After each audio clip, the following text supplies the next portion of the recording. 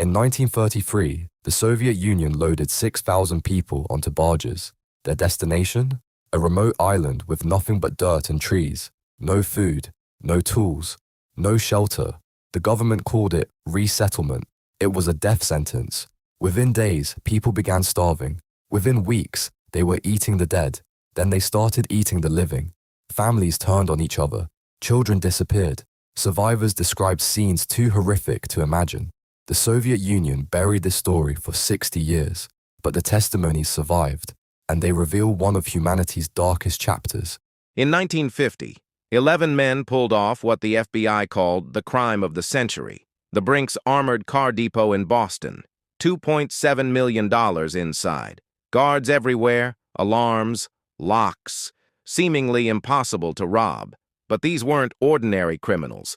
They spent 2 years planning every detail, studied guard routines, memorized shift changes, even got an inside man to copy keys. On a cold January night they struck. 11 men in Halloween masks. Perfect timing. In and out in 20 minutes. They left zero evidence behind. No fingerprints, no witnesses, no leads. For 6 years, the FBI had nothing. Their biggest case ever, and they were stumped. The statute of limitations was about to expire. The thieves would walk free forever. Then one gang member cracked. He couldn't handle the pressure anymore. He told the FBI everything, how they planned it, where they hid the money, who was involved. The entire crew was arrested just days before the case would have been closed forever. The perfect heist, destroyed by guilt. Did you know the deadliest plane crash in history never left the ground?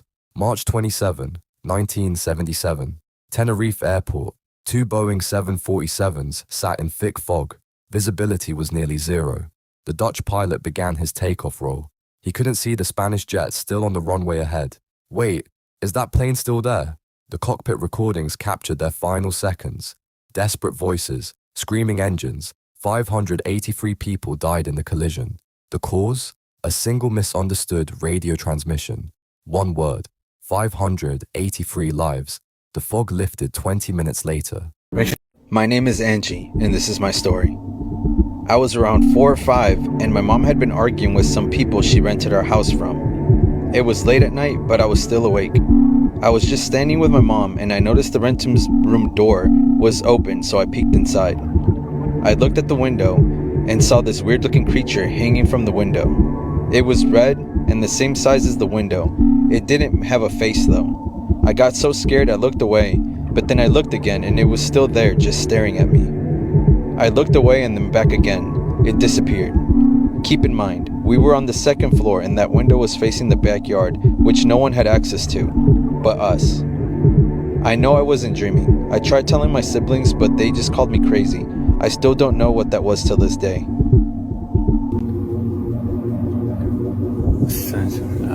Ahmet sakın şu an her yerde çıkabilir, her an çıkabilir. Bu Allah merhaba. Ömer abi sanda. bir dakika. Sanda. Nerede? Baba. Yukarı. Tamam gördüm. Gördüm bir dakika bak. Gördüm. Boynuzlara bak. Tamam işte. Ahmet bu boynuzlu şerşapal bu Ahmet. Ömer abi. Boynuzlu şerşapal Dediğin bak. abi bu. Büyük boşluğu olan. Ömer abi ne bu? Burayı koruyan boynuzlu şerşapal bu çok güçlü. En güçlüsü. Çok güçlü Ahmet sakın panik yapma bak. Başına büyük bir sıkıntı gelebilir. Sakın panik yapma bak. Görüyor musun? Şu an bize bakıyor. Did you know that one man's single vote saved humanity from nuclear extinction? October 27, 1962. Soviet submarine B-59 lurked beneath Caribbean waters during the Cuban Missile Crisis. Then American destroyers found them. Depth charges exploded around the submarine like thunder. The metal hull groaned under pressure. Inside, temperatures soared past 100 degrees. The air grew toxic. Men collapsed from heat exhaustion. Captain Savitsky had reached his breaking point. He ordered the nuclear torpedo armed. One strike would vaporize the American fleet and trigger World War III. But Soviet protocol required unanimous approval from 3 officers. The captain voted yes. The political officer voted yes. Deputy Commander Vasily Arkhipov held the final vote. As his crew gasped for air in that suffocating metal tomb, as depth charges rattled their bones, as the captain screamed for nuclear retaliation, Arkhipov said no. One word, one vote, between civilization and annihilation. The submarine surfaced. The crisis passed. For decades, no one knew how close we came to extinction, or that one man in a dying submarine had saved every living soul on Earth. Did you know the deadliest sniper in history killed over 500 men in just 100 days? His name was Simo Häyhä, a quiet Finnish farmer. In 1939, the Soviet Union invaded Finland with 500,000 soldiers. They thought it would be easy. They were wrong. Häyhä grabbed his rifle and disappeared into the frozen wilderness. In minus 40-degree weather, he became a ghost. He painted his gun white, ate snow to hide his breath, stayed perfectly still for hours. One shot, one kill. The Soviets were terrified. They called him the White Death. They sent counter-snipers to hunt him, artillery strikes, entire units. He kept killing. For 3 months, Häyhä picked them off one by one, using only iron sights, no scope. Finally, a Soviet sniper got lucky. An explosive bullet tore half his face off, but Häyhä survived. He recovered, lived to 96 years old, and never spoke about his kills again. Sometimes the most dangerous people are the quiet ones.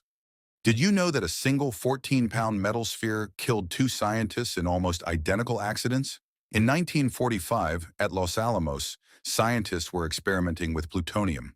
They called it tickling the dragon's tail. Harry Daghlian was working late one night. He accidentally dropped a brick onto the plutonium sphere. The room filled with deadly radiation. His hands swelled like balloons. His body slowly shut down over 25 agonizing days. 9 months later, Louis Slotin was demonstrating the same experiment. His screwdriver slipped. The sphere went critical again. This time, death came faster. 9 days of his body destroying itself from the inside. The same 14-pound sphere. 2 brilliant men dead. But here's the terrifying part. They knew it was deadly. Everyone knew. Yet they kept experimenting anyway. The military buried the details for decades, classified the reports, called it a training accident. Both men died for a plutonium sphere that would later be detonated in nuclear tests. Sometimes the most dangerous enemy isn't the one you can see.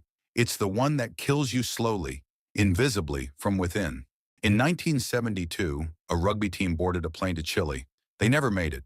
The aircraft crashed deep in the Andes Mountains. 45 people on board. No rescue coming. After 8 days, their food ran out. That's when they made an unthinkable decision. They began eating the frozen bodies of their dead friends. Using razor blades, they carved meat from corpses. They made hammocks from human skin. They rationed body parts like military rations. For 72 days, 16 survivors clung to life in the most horrific way imaginable. 2 men finally hiked for 10 days through impossible terrain, starving, desperate, their only hope of salvation. When rescue finally came, the survivors lied about how they stayed alive. But the truth always surfaces. The world discovered these ordinary people had crossed every moral boundary to survive. They had become something else entirely. Catholic boys who violated their deepest beliefs about human dignity. Friends who consume friends. The Andes survivors proved that when death is the only alternative, humans will do absolutely anything to live, even become cannibals. Did you know the U.S. government once protected war criminals in exchange for torture data? In 1937, Japan created a secret research facility in China. They called it Unit 731.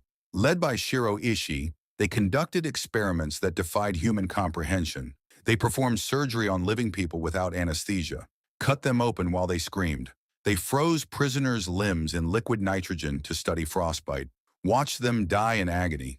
They injected children with plague and cholera, recorded how long it took them to die. The victims weren't people to them, they were logs.